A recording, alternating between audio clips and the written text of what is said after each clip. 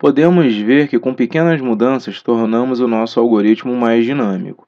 Contudo, ainda precisamos saber a quantidade de alunos antes de começarmos a receber e processar os dados.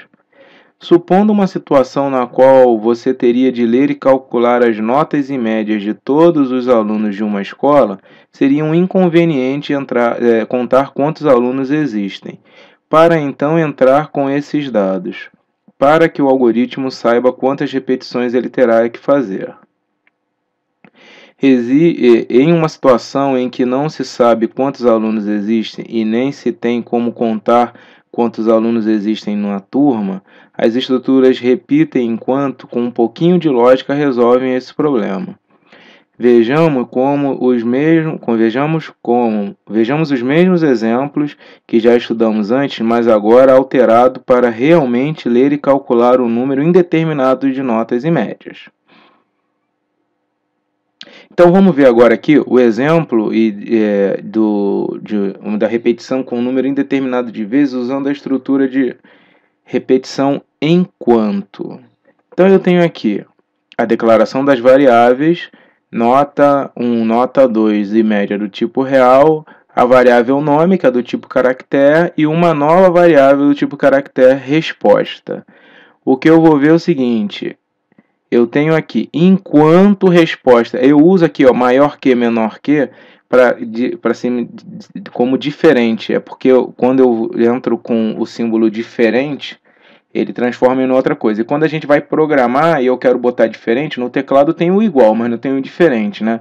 Então é menor que, maior que. Isso aqui significa diferente. Então aqui eu tenho o teste do flag. Enquanto a resposta for diferente de não. Por isso que ali em cima eu iniciei a minha resposta com o sim.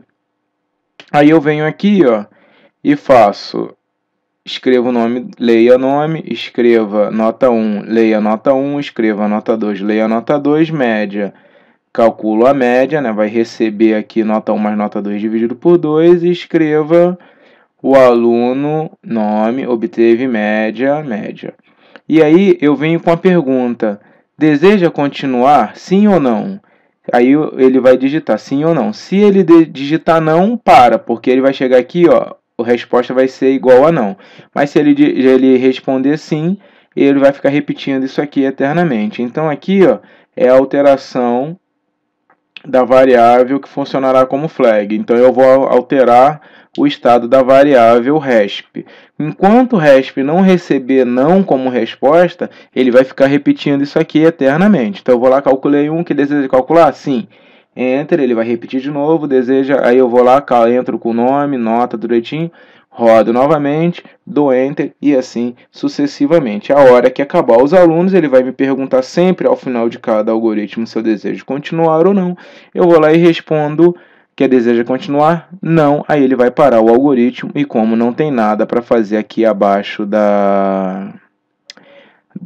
depois da estrutura de repetição, ele vai pegar e vai encerrar o algoritmo. Beleza?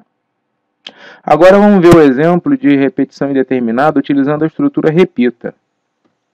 Vai ser a mesma coisa. Você vai ver que eu vou ter lá as mesmas variáveis que foram declaradas, inclusive a resp. E aqui eu vou fazer, se resp for igual a n, então interrompa. E aí eu venho, faço esse teste logo no início. E aí faço toda a leitura de dados e coisa e tal. Tá ali o flag, vou ler os dados, vou calcular a nota, vou apresentar o valor. E mais uma vez lá embaixo eu vou fazer a pergunta: deseja continuar sim ou não? Aí vai alterar a variável. E aí quando a variável entrar como não, ele vai parar o algoritmo. Então, ou seja, deseja continuar sim. Aí ele vai repetir tudo isso aqui novamente. E aí eu vou lá no final, deseja continuar sim. E ele vai repetindo isso indeterminadamente. Quando é que esse algoritmo vai parar de ser executado? A hora que eu vier aqui e botar, deseja continuar? Não. Botei N, dei Enter, ele parou a estrutura de repetição. E como a estrutura de repetição não tem mais nada depois dela, ele pega e para o algoritmo. Então vocês vejam aí que foi com algumas alterações também muito básicas de lógica. Eu não botei nada demais, eu continuei usando a mesma estrutura de repetição, só que eu usei uma lógica diferente para trabalhar com ele no flag.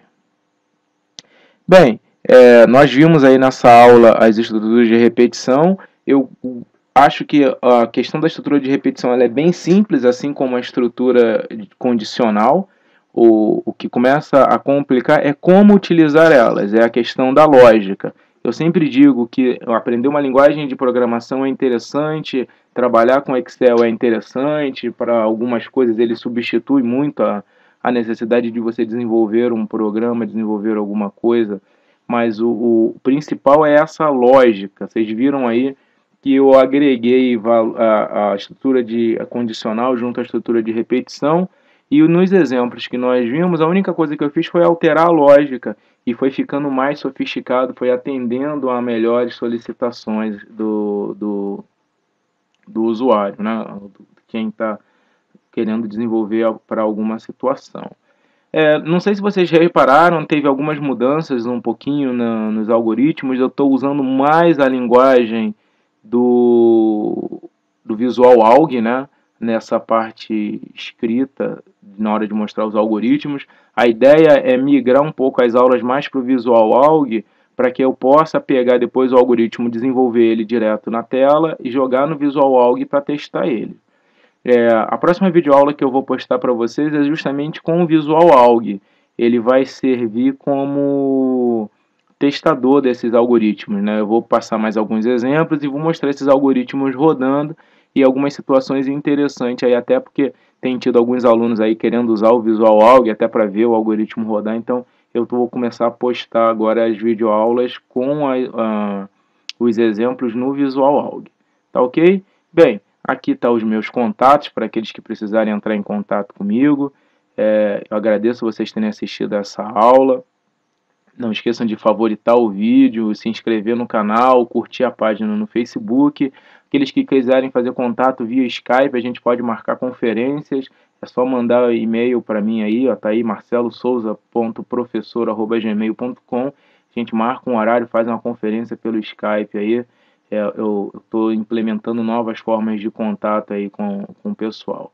Então, pessoal, um grande abraço e não se esqueçam, melhor do que só fazer é aprender a fazer. Um grande abraço e até a nossa próxima videoaula.